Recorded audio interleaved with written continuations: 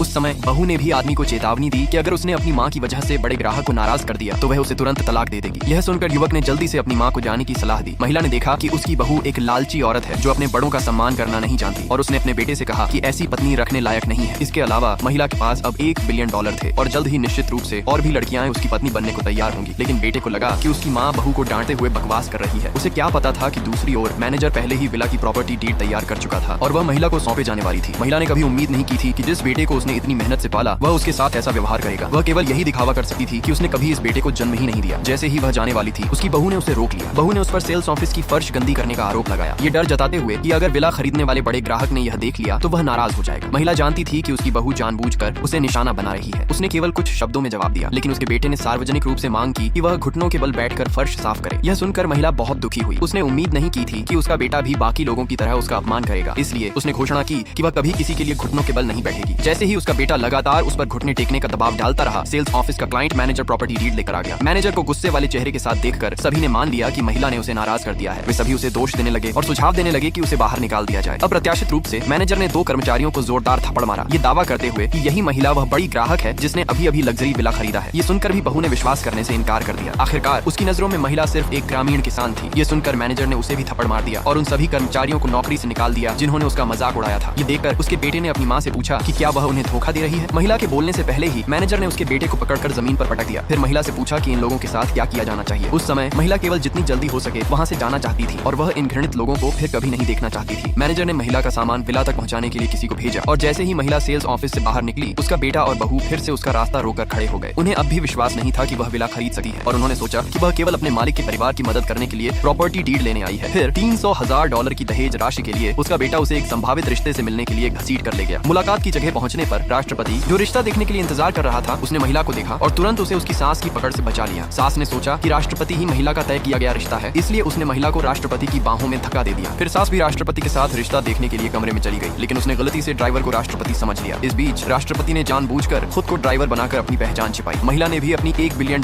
की जीत के बारे में चुप्पी बनाए रखी। इस प्रकार वे चारों गलती से रिश्तों को आपस में बदल बैठे। राष्ट्रपति और महिला ने अपना विवाह प्रमाण पत्र प्राप्त किया और जैसे ही वे सिविल अफेयर्स ऑफिस से बाहर निकले उन्होंने देखा कि सास के हाथ में भी विवाह प्रमाण पत्र है। सास ने ताना मारा कि महिला का पति लगभग राष्ट्रपति का ड्राइवर है, जबकि वह डींग मार रही थी कि उसका अपना पति जो ग्रुप का अध्यक्ष है। यह सुनकर राष्ट्रपति सच्चाई तक पहुंचना चाहता था, लेकिन महिला ने उसे एक तरफ खींच लिया। महिला चिंतित थी कि उसका ड्राइवर पति राष्ट्रपति के सामने टिक नहीं पाएगा, इसलिए उसने उसे दूसरी पार्टी से झगड़ा न करने की सलाह दी। उसे क्या पता था कि उसका पति ही असली राष्ट्रपति था। जब उसने सुना कि सास कल जो ग्रुप में काम करने जा रही है तो राष्ट्रपति ने महिला के लिए भी कंपनी में काम की व्यवस्था कर दी, यह वादा करते हुए कि वह उसे तब एक सरप्राइज देगा। अगले दिन जैसे ही सास कंपनी की बिल्डिंग में दाखिल हुई, दरवाजे पर इंतजार कर रहे